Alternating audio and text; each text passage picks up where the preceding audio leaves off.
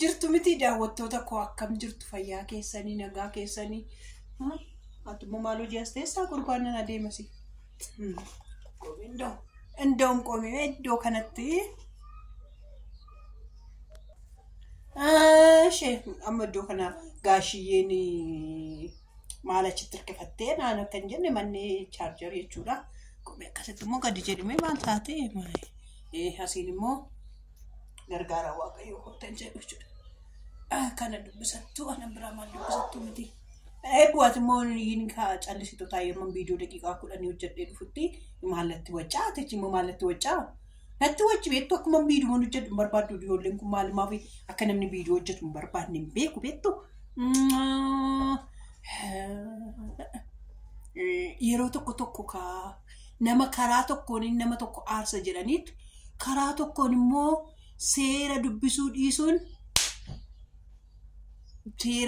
dhiisuun wanjala jalaa ani seeran beeku jechuun wanjala jalaa nama baasu jedha akka sabboontuunii fi jiraanii dhamuufi imaammata harmee fayyootu yoo naannoo na yaadachiise lakka imaammata mootummaa ammaatti TikTok irratti eenyudha seete sablee jedhamtu tokko jirti afaan Amaariffaatiin hojjetti yoon argee fideen iddoo kanatti si dhiiga ishee afaan Amaariffaatiin haasofte warra afaan Oromoo kun xabaqaa warra afaan Oromoo qabu natti fakkaata TikTokiin warra afaan Amaariffaa garuu sirrumatti hojjetu sirritti waa'ee seeraa kana sirrumatti TikTokii kanarratti sirrumatti dhaggeeffadha jaajaayuun guunne seerri kun eega bahee haadha manaa ani amma jiraa afeeruu hin danda'u akkasumatti jechuudha akka normaalitti fayyooni maaliif abbaa manaa koo afeerti jettee na camaddaduu dandeessi na eegsisuu danda'a akkasumas fayyooni abbaa eebbuu afeeruu hin dandeessu abbaan eebbuus fayyoo afeeruu hin danda'u jiraana naannaa afeeruu hin danda'u jechuudha akka seera keenyatti jechuudha dhiirri tokkos dubartiin tokkos yoo wajjin qabamanii ji'a nama hiisisaa jedhan gaafii tokko malee ji'a nama hiisisaa jedhan. Annaa asiin isaanii fayyoo aarsina jedhanii mana hidhaatti galuuf ayi sabboontuu oduma dhexxeekaa mucaa keessa waggaa meeqa si dhoobottee haadha keeshii waggaa meeqa si dhoobottee oduma dhexxeetoon dubbise mana hidhaa galuuf hiree ammaati. Ishiin ikkoo seera biyya kanaan dhageenye kanaaf natti fakkaata malee sodaattu dhallisallee seera kana sodaatti. Seera kana sodaatti. Karaa tokko bichaa ilaalte bara. Akkamitti si jala baheen taloo TikTok irraa usilaa ilaalaa ooltaa. Akkamitti si jala baheen. Anjiraan moo anxiqqooshii cimuu. Jiraanumaan dubbanne amma jiraa irratti ragaan hin ba'amu. Ishii viidiyoo kaleessaa jalatti bichaa koomentii babbareeddu nu barreessaa jedhe malee nan fuudhee hin fuune inni jedhu hin dubbanne jiraan. Jiraani amma akkamitti jala bahuu danda'a seetan. Ani mana ishiin biyyan beektu mucaa biyya kootitii mana kireeffadhee fi jechuu danda'a.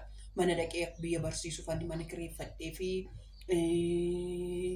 bakka faa tokko bakka piisaa wajjin ta'anii nyaatan immoo mana kireeffadhee fi ilaaletanii laaqana afeeruuf jedheen hin dadhabdee biyyan beektu jedheet jiraan karaa kanaan jala baha.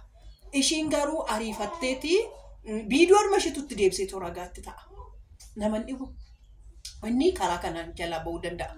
Ishiin garuu ariifatteeti abbaa manaa koo na fuunee niikaa godhachuu fi inni haadha manaa kootti hin deemu naan jedhee akkas jennee waliigallee jettee ofuma ishiitii ofirratti ragaa baate. Amma fayyoon ragaadhuma lakkoofsisuu ishiin barbaachisu jechuudha. Ishii gadi boolla keessa gadi buusuudhaaf jechuudha. Viidiyoodhuma ishiitu deebi'eetu ragaatti ta'a. Jiraan garuu jala baha. Jiraan abshaala jala baha. Maaliif mucaa biyya kootitii ani mi'aan bibbitee fi mana itti kireesse jedha. Omaayyuun jedhu dhaqanii immoo gaafa immoo viidiyoo ishiin fayyoo aarsuudhaa fi akkas akkasidha jette malee inni maal godhee mana duwwaatti agarsiise firaashiin hin jiru umtuyyuu hin jiru achi ciisuu hin danda'u ragaan ta'aaf isaaf amma iddoo kana ani hoggammee uumanitti agarsiise manumatti agarsiise viidiyoos immoo ofiishiitiin na waraabin jenneeni sabboontutu humnaan ishiin fayyoo aarsuu fi ofitti ittiin of jajuudhaaf jettee waraabde sabboontudha. Sabboontutu waraabe malee jiraanuuf waraabamuu hin barbaanne. Kanaaf amma ay sabboontuu koo haadha kootuubii dhaqaati ilaalamee jira.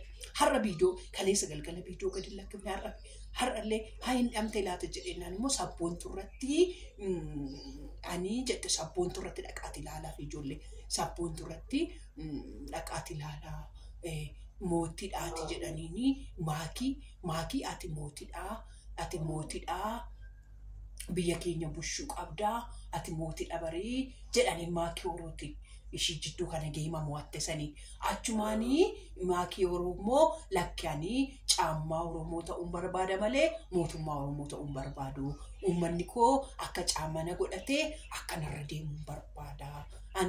Anasi na jaalattanii abbaa manaa koos jaalattanii waan na kabajaniif guutuu viidiyoo isaa immoo sabboontuu Wallagga Lixaa irratti gadi lakkifamee dhaqaatii yoo barbaadan ilaala. Yoo barbaadu baatanis dhiisaa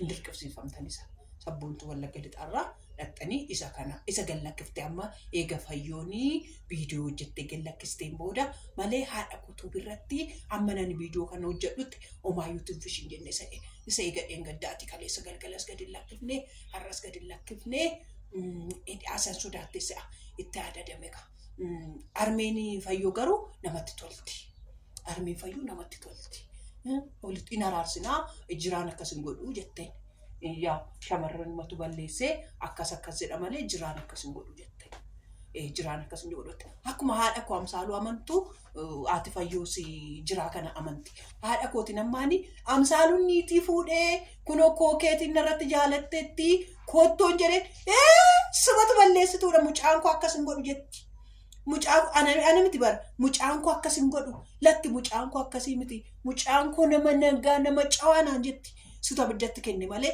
sita biddoomtuudha malee mucaan koo akkasin godhu naan jetti ati fayyoos akkasitti har'a jiraan koo akkasin godhu aariidhuma kanatti cabsachuuf jedheeti gara san deeme malee dhiisitas gabbaayii yoon immoo dhuguma godheera ta'ee eeggiin seerri jiraa seerri maammad nama beekuni ni gaafachiisaa iniisifnaa isa bichaa miti sabboontiittis cirmutti goonetti waan isaan qabanii irraa hirmannaa jette maaliif fayyoon asitti samaanaan tarsaafne yooshiisuu samaanaa barreessi mallatteessisiifatte ta'eyyuu boolla buutetti ofumashii boolla buute maal akkamitti boolla buute seetan akkamitti boolla buute seetan yoo jiraadhaa fi mallatteessiteetti ta'e qabeenyi jiraa fayyoon irraa hirmaatti qabdu inni immoo asiin tarsaafne waan ta'eef inni asii samaanaan tarsaafne waan ta'eef irraa hirmaatti fayyoon karaa lamaan irraa hirmaatti maaliif maqaasaa irratti waan maqaasaatiin galmaa'ee jiru hundumaa jedhama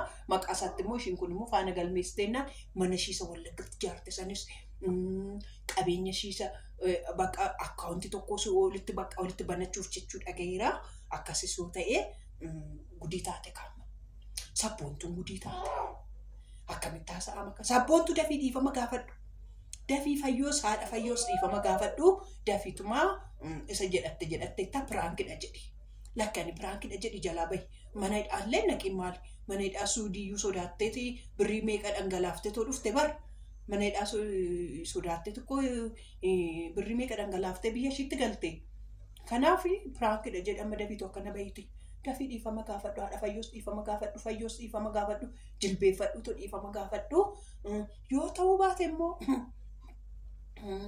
anfayyoo dudduuba jiru meeqadha seetaate ati abidda keessa buute yaa sabboontu koo abidda keessa buute obbolaan shii dhaga'aniiru taanan fayyoo adaraa obbolaa keetti nimin fayyoo irratti obbolaan shii nama dhiisan obbolaa keetti nimin intaloo suuta jedhe yoo miidiyaa kanarratti illee halani viidiyoodhuma dalagataa jira jedhi ishee fayyoo malee fayyoo viidiyoodhuma dalagataa jira viidiyoodhuma nan ofirraa deebisaa isin barbaachisu jedhi tole malee sabboontu kana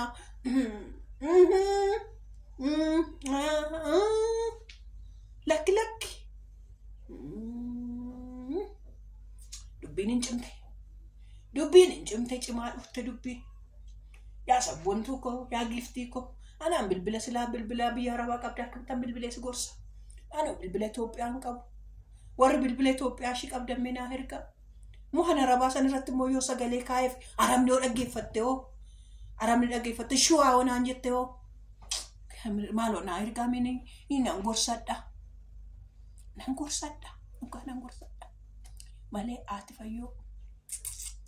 Ay.